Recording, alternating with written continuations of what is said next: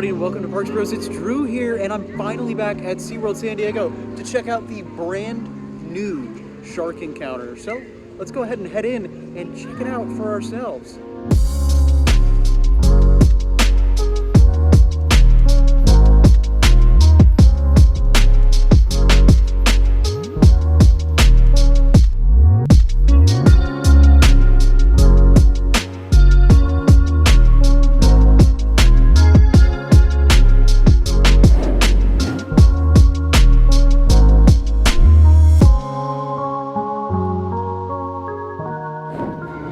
Now, before we head over to Shark Encounter, we're gonna head to something that I got to check out firsthand last time I was here, Jewels of the Sea. It is a pretty immaculate jellyfish experience, so let's go ahead and head inside.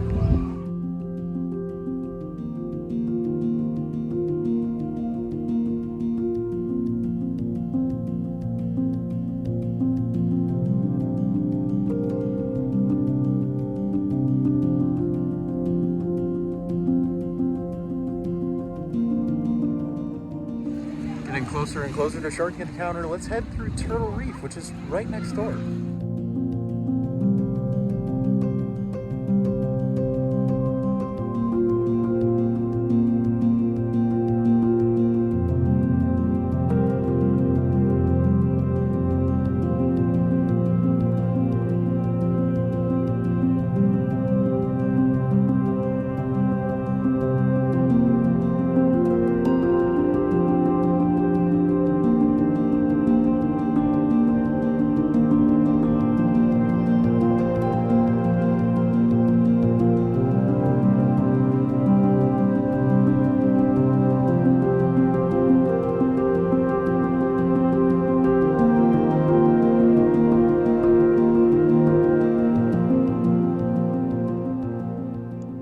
Now it's time to step inside the brand new Shark Encounter.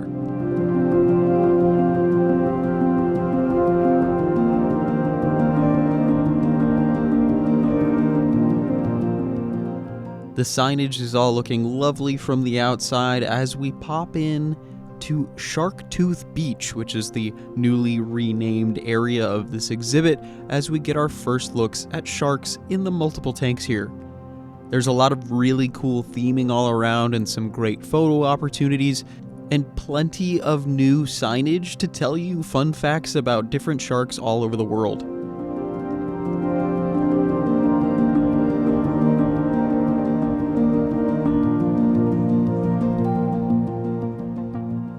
Of course, the main feature of this exhibit is the main tank, which is unbelievably big, and you get some stellar views of all the different species of fish and sharks that they have here.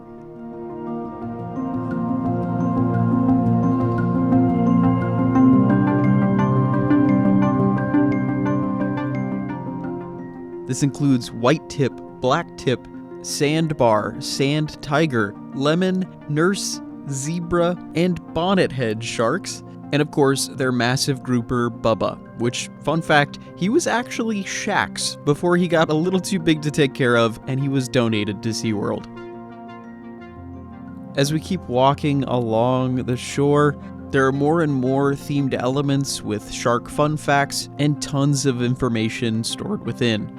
As you make your way to the smaller exhibits within this room, which will be home to some baby sharks in the future, you can find the new home for the Megalodon jaw, which ends up being the perfect segue to the next section of this exhibit. My favorite part about this is the fact that you can get a proper visual of how big these creatures really were. From the jaw over to the caudal sign is the size of a fully grown Megalodon. But this jaw is the perfect segue because the next section of this exhibit goes through the long history of sharks, and does so with many examples of carbon prints and fossils through the walls. As you start to step further back in time, and bringing up megalodons again, those are real megalodon teeth in the wall there. You'll start to head downward as you get more facts about how sharks hunt, as new lighting and wall art lead you down into the tunnel.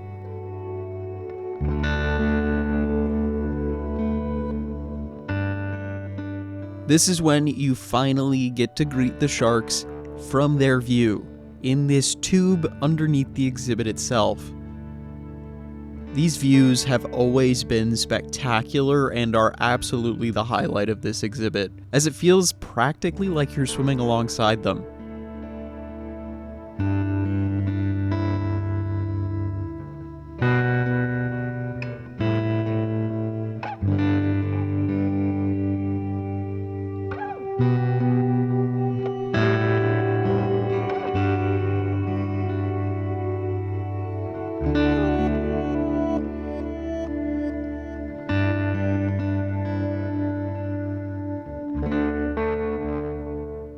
And if you're there for just long enough, you'll be able to spot every single shark species they have in the tank, including 3 baby sandbar sharks.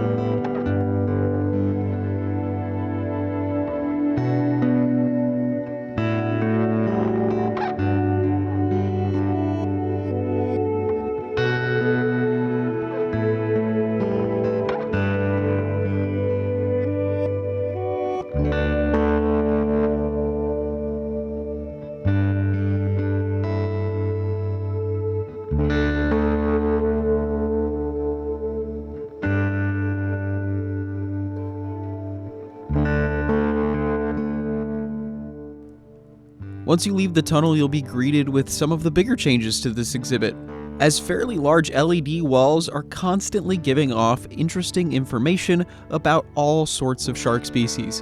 This alongside another viewing space that kind of has a candy cane glass-shaped window gives you an extended look of all of these sharks up close.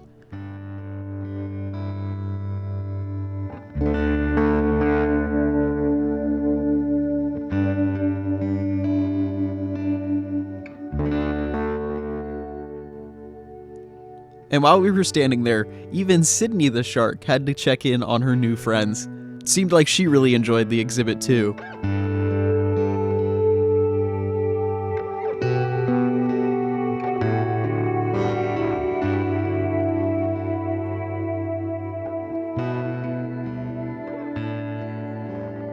So what can I say? The new and improved shark encounter is absolutely awesome. I love the emphasis on education that they've brought. SeaWorld's done a great job at taking what is perceived as a scary set of species and really making them fascinating. I mean, as a kid, I was absolutely fascinated by sharks, and walking around this exhibit for the first time, I immediately was like, oh, that's a sandbar shark, and oh, there's a lemon shark there. But seeing them all with their brand new exhibit is just awesome. Definitely come check it out. It opens this Friday, May 22nd, so make sure you come down here and check out everything they have going on during this summer, which includes the opening of Shark Encounter, as well as a brand new drone show and plenty of other summer spectacular things. It's gonna be an amazing summer here. After coming up for air out of Shark Encounter, oh my gosh, that was amazing. Just wanted to let you know, Riptide Rescue currently going under some refurbishment. The ride is actually still there, but yeah, walled off for right now, so I'm sure it's gonna open soon. Over by Manta now as we're walking around the park looking at the flamingos. Looks like the flamingo exhibit actually got a little bit of facelift. It's looking real clean over here, and interestingly enough, walled off section over to the left here, so I'm curious what that will be for. But yeah, Manta, I believe on one train today. It's a very slow day outside of a handful of school groups, so hopefully we'll be able to watch a bunch of shows and get a handful of rides too.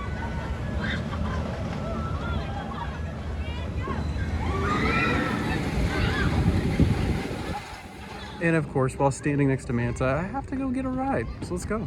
Line really isn't bad today compared to the other coasters we walked by. Electric Eel was posted 60 minutes, and then Journey to Atlantis wasn't quite open yet, with Arctic Rescue also 45 to 60 minutes. So hopefully those have cooled down a little bit, as Manta, it looks like we're going straight into the station.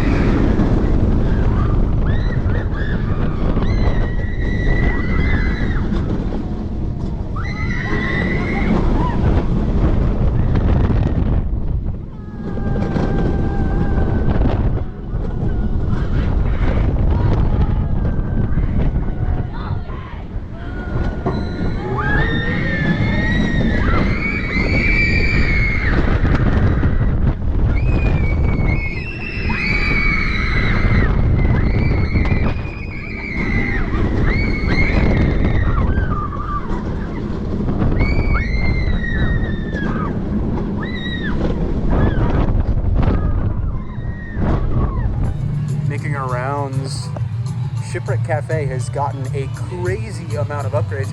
This is completely different than what I remember it being. It used to be intricately themed all over here, and you could go back and around, and it was kind of insane. But now, very much more simplified. You have a mobile order pickup side and a regular entry point. And mobile order is this entire wall here, so they're really pushing for mobile order at the park. But yeah, this is I literally audibly said, whoa, what? When I walked in here. That's pretty insane to see the difference in here. But unfortunately, Shipwreck Reef Cafe and its namesake, the ride, Shipwreck Rapids, is closed today. They're doing some refurbishment before the summer season. Hopefully it opens up in the next couple of days, especially for their beginning of the summer season. Walking upon what used to be Tidal Twister, as well as a touch pool and a freshwater aquarium. Everything's still walled off, at least from this side. So we'll have to see if we can get some more looks. Yeah, nothing but walls all the way around. I'm hoping that this will be replaced with a ride or maybe another aquarium experience in the future. But we'll have to wait and see. I would honestly expect this to be the site of the next new ride, but you never know. SeaWorld's always got interesting cards up their sleeve, so I'm curious to see what they'll end up doing with this space in the future.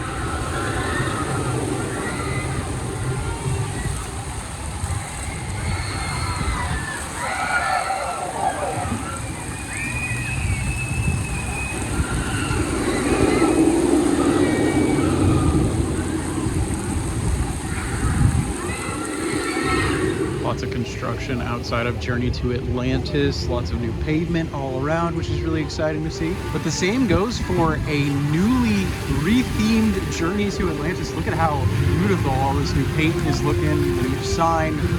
These jets are overkill, man. It's only 70 degrees. Yeah, I really can't get over these new fountains. These are really fun to watch. Props to SeaWorld for all of this.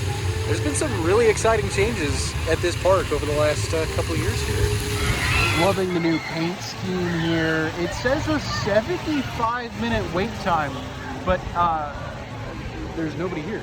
I feel like that's wrong. On the actual app, it says that it's just open. It's a 5-minute wait. So yeah, I'm curious to see which rings true. But look at all this new theming. Goodness. Oh my, wow. That's really cool looking. Yeah, this is such an upgrade. I had no idea it was this pretty in here now. That's awesome.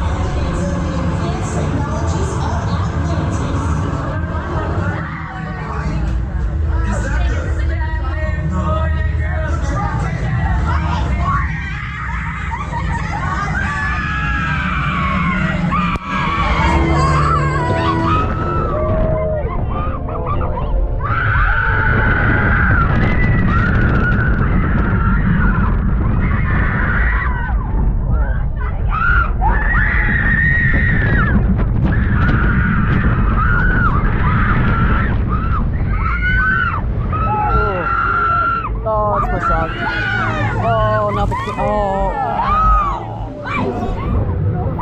Are you kidding me? What? Yeah. Journey threw some hands today. That was the most drenched I've gotten on this ride in a long time. Goodness. The bowl up top was full blast, and then there are tons of new jets everywhere. That was amazing. And that's not even talking about the cool theming with the projections now, and so much story being put into this ride. It's really cool. And watch out for that Kraken. Even these little fountains, because I was sitting on the left, were getting me soaked. It's crazy.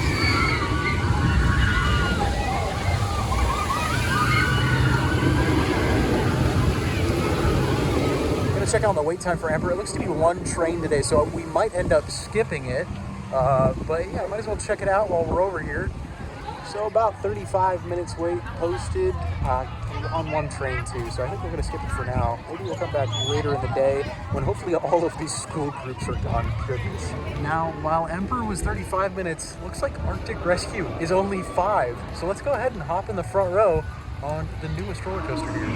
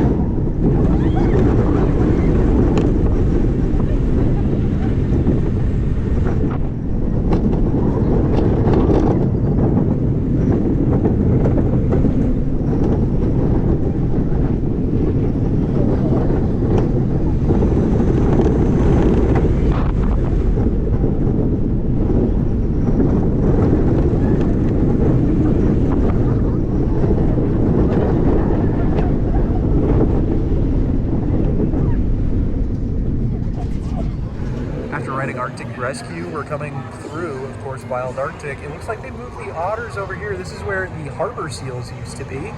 Good to see the otters still here, and I believe they actually have a live cam on the website now featuring them. In their old exhibit is some penguins, I believe South American penguins. But yeah, this is cool to see them with a heck of a lot more space. And right next door is one of the most iconic exhibits here, where the emperor penguins were first in the northern hemisphere. Although rumor is they're not here anymore, so let's go ahead and see for ourselves. And of course, since it's May, almost summer for us, it's almost the beginning of winter in Antarctica. So it's dark inside. If you really want the best viewing opportunities for penguins, come during the winter. And yeah, all the listed ones are macaroni, Adelie, chinstrap, Gentoo, and king. No emperor anymore. Man, that makes the coaster's namesake feel a little less important. It's a little unfortunate. Just a heads up, the puffin exhibit is currently undergoing some renovation. So hopefully this is back and open again soon. I love puffins. They're so cute.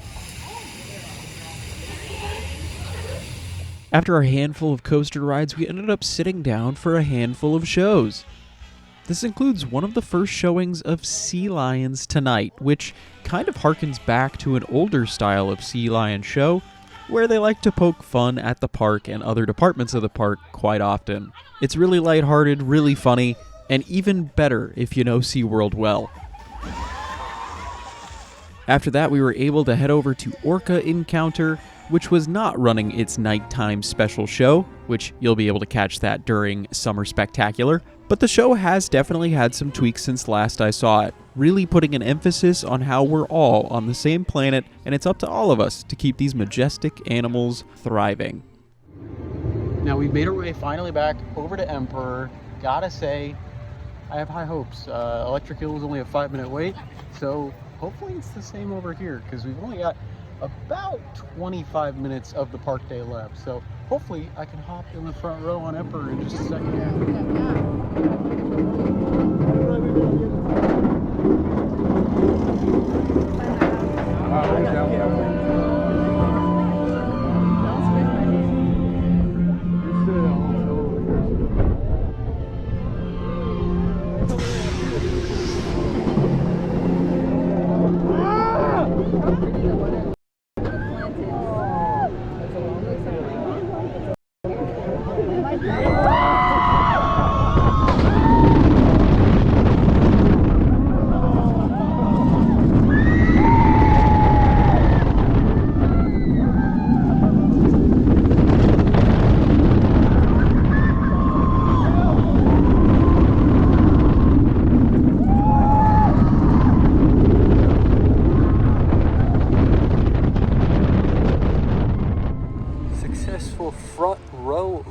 Just after 2 dispatches.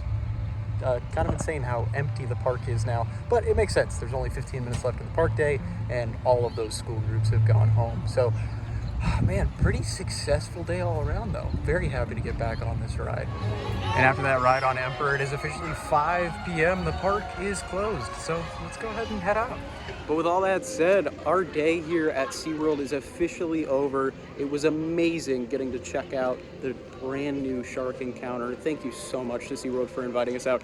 Genuinely, such an amazing upgrade to that entire exhibit, and seeing some of the intricate details that they were able to put into that exhibit is just phenomenal, and seeing some of my favorite fish species coming back to the park more prominently, aka sharks, is really exciting for me. On top of that, genuinely a really nice day, just getting to walk around, ride all the rides, and even take in some of the shows. It was awesome to be back after over a year. I can't believe I'm saying that after being here so much a couple of years ago, and hopefully I'm able to change that very soon. But if you enjoyed today, make sure to subscribe. I'm going to be coming out with more SeaWorld San Diego videos and beyond. But thank you all so much for watching, and we'll see you on the next ride.